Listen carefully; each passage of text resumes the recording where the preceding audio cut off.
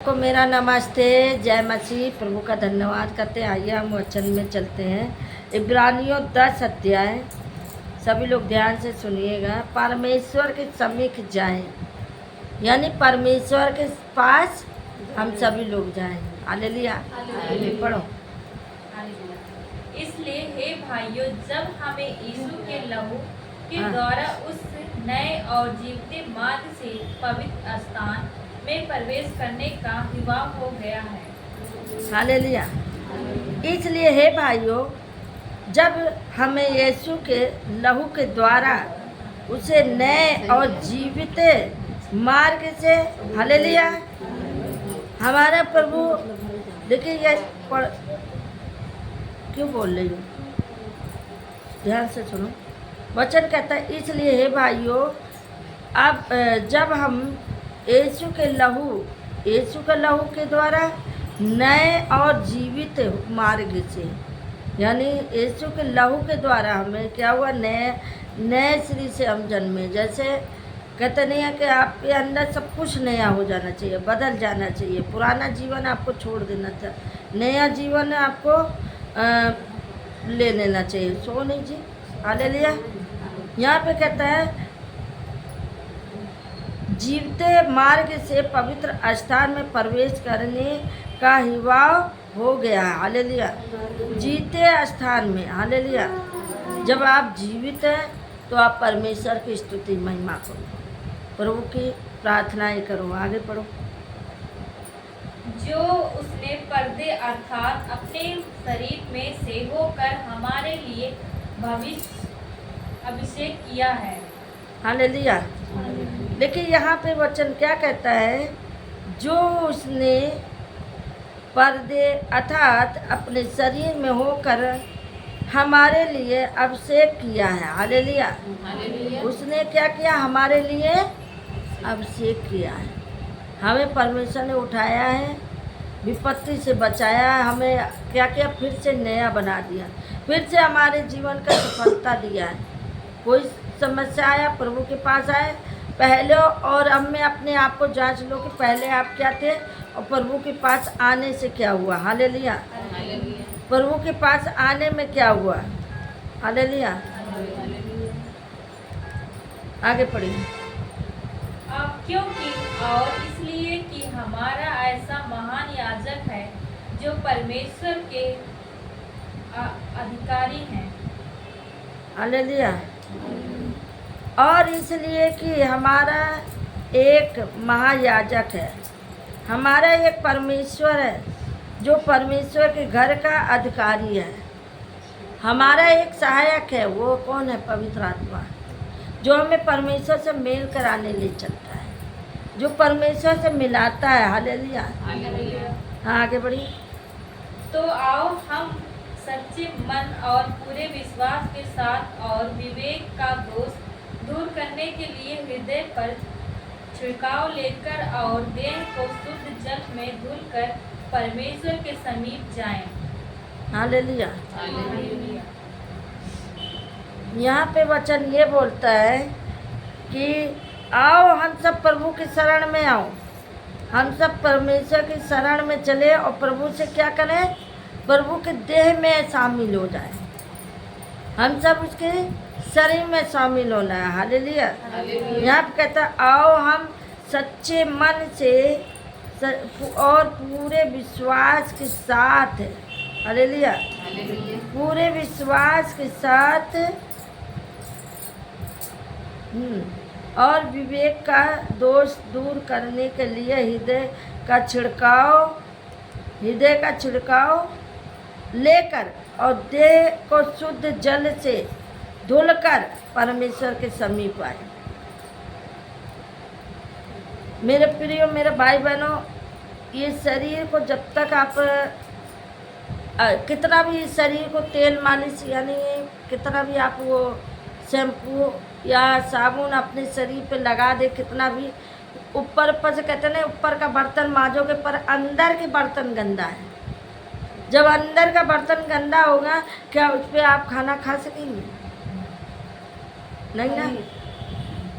मतलब अपने शरीर को ऊपर से आपने धो लिया, आप ऊपर से अपना तेल पानी लगाया, अपने शरीर को साफ कर दिया, लेकिन अंदर जो है आपके बर्तन गंदा है, अंदर मैल है, उसको कैसे साफ करोगे? हालेलुया। उसको कैसे साफ करोगे? आपने साबुन तेल लगाया, अपने शरीर को साफ किया, पर अंदर का जो मैल है उसको कोई नहीं साफ कर सकता। अंदर तो कचरा जब भरा पड़ा है, तो ये बताओ, अभी थाली आपके पास है और ऊपर ऊपर का बर्तन मांज दिया, अंदर का जो है बर्तन वैसे छोड़ दिया, और उसी में आपको खाना परस दे तो आप खाएंगे? नहीं खाएंगे ना। तो परमेश्वर कैसे खाएगा आपके साथ? हालेलुया। परमेश्वर कैसे आपके साथ खाएगा? यानी आपके शरीर में कैसे वास करेगा? लेकिन यहाँ पे वचन यही बोलता है कि वचन कहता, आगे पढ़िए। आओ हम अपनी आशा के अंगीकार को दृढ़ता से थामे रहें, क्योंकि उसने प्रतिज्ञा की है वह सच्चा है। हाँ, आओ हम सब परमेश्वर से प्रार्थना करें, परमेश्वर से वाचा बांधे। हालेलुया। यहाँ पे कहता है आओ एक दूसरे के इकट्ठा होने को छोड़े। कहाँ पे थे जी? 23 थे ना? हम कहाँ पहुँच गए? हाँ, आओ अपनी आशा के अंगीकार को दृढ़ता से थामे रहे। हालेलुया। हमें पकड़े रहे प्रभु से। आगे पढ़िए। और प्रेम और भले कामों में उस्काने के लिए हम एक दूसरे की चिंता किया करें। और प्रेम और भले कामों में क्या करना है? हमें एक दूसरे की चिंता करनी। ठीक है? एक दूसरे के बारे में सोचो, एक दूसरे के लिए प्रार्थना करो। क्या पता आपकी प्रार्थना में उसको भला हो जाए, है ना? आगे पढ़िए। और एक दूसरे के साथ इकट्ठा होना ना छोड़े, जैसा कि कितनों की रीति है, पर एक दूसरे को समझाते रहें, और ज्यों ज्यों उस दिन को निकट आते देखे त्यों त्यों और भी अधिक या किया करो। हालेलुया। लेकिन यहाँ पे कह रहा है, कहाँ पे थे? हाँ, 25। और एक दूसरे के साथ इकट्ठे होकर न छोड़े, या तो पढ़े थे ना, क्योंकि सच्चाई की पहचान। नहीं, 25 बताना। 25 है। और एक दूसरे के साथ इकट्ठा होकर न छोड़े, जैसे कि कितनों की रीत है, एक दूसरे को समझते रहें, और जय उस दिन को निकट आते देखो, तय और भी अधिक यह किया करो। जब प्रभु के पास आया करो, तब तक और लोगों को इकट्ठा किया करो। जब भी जाओ, जब कहने जय और तय, यानी जब आप जाओगे तभी आपको करना पड़ेगा। हालेलुया। हाँ, आगे। क्योंकि सच्चाई की पहचान प्राप्त करने के बाद यदि हम जानबूझकर पाप करते रहें, तो पापों के लिए फिर कोई बलिदान बाकी नहीं। जानबूझ के अगर आप पाप कर रहे हैं, तो पापों के लिए कोई बलिदान नहीं है। आप झूठ बोलेंगे। बहुत जने कहेंगे मैडम जी हम आ रहे हैं। अच्छा ठीक है, आओ भैया। पता चला सुबह शाम हो गया, आते रहेंगे। फिर कहिए मैडम जी हम अगली बार आए। हम अगली बार उनका अगला कभी आया ही नहीं। हालेलुया। क्योंकि आपने जो कहा वो किया ही नहीं। लेकिन यहाँ कहा है जो तुम बातें कियो वो सब परमेश्वर को मालूम है, ऐसे नहीं। हालेलुया। जो वादा आपने यहाँ किया है वो परमेश्वर भूलता नहीं है। परमेश्वर भूलता नहीं, आप भले भूल जाओ। हालेलुया। आगे पढ़िए। हाँ, दंड का एक भयानक बाढ़ जोना और आग का ज्वलन बाकी है, जो विरोधियों को भस्म कर देगा।